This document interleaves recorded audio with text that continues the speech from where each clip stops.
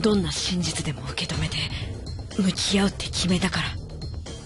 れが事件の真実だ。まずこの事件の発端は考えるまでもなく動機ビデオだよね。僕みたいな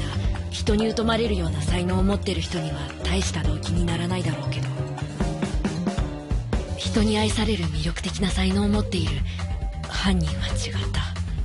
この動機ビデオを見ることによって外に出なきゃいけないって思ってしまったんだよ。そんな折にその犯人は僕から本当は男であることを聞いて今回の犯行を思いついたんだ。犯行を行うために犯人は2つの下準備をする必要があった。一つはもちろんこの事件の被害者をおびき出し殺害すること。もう一つは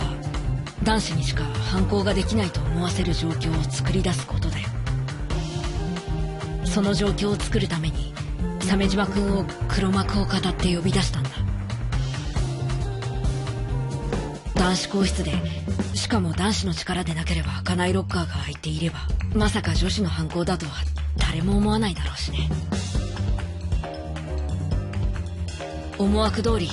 鮫島君はロッカーの扉を力任せにこじ開けて手紙も丸めて男子更衣室のゴミ箱に捨ててしまった。でもこんな風にあからさまな犯行をするわけがないって考えに行き着くのは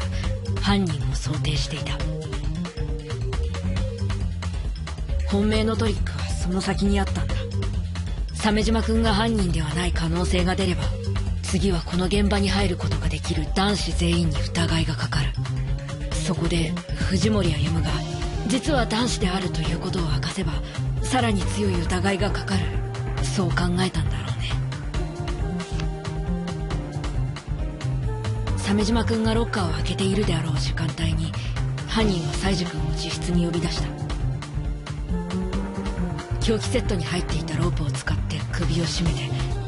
殺害したんだ。次に殺害した西寺君を女子更衣室にあった台車に乗せて男子更衣室の前まで運んだんだ。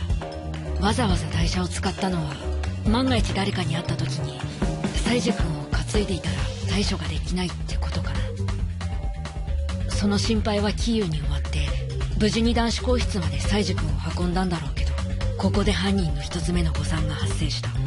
西寺君の死体が埃にまみれてると怪しまれると思った結果台車をきれいにしたんだろうけど、それを捜査中に気づかれてしまったんだ。そうやって更衣室の前まで運んだところで更衣室の扉を西寺君の電子生徒手帳で解錠した犯人はその超高校級の運動神経を生かして投げ入れるなり蹴り入れるなりして西寺君の体を更衣室に放り込んだ。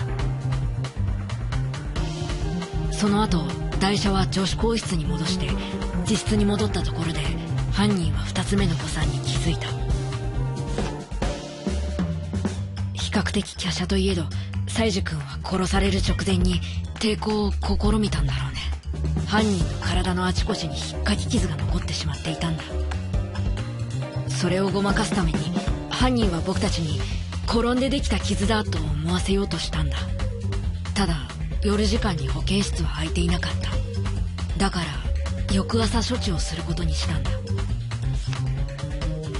事件の翌朝僕たちは西寺君と犯人の姿が見えないことに慌てて2人を探すことにした。犯人は事件でできた傷を隠すために保健室にいたわけだけれど、あとは他のみんなと同じように西寺君が見当たらないことに心配するふりをして死体が発見される瞬間を待っていたんだ。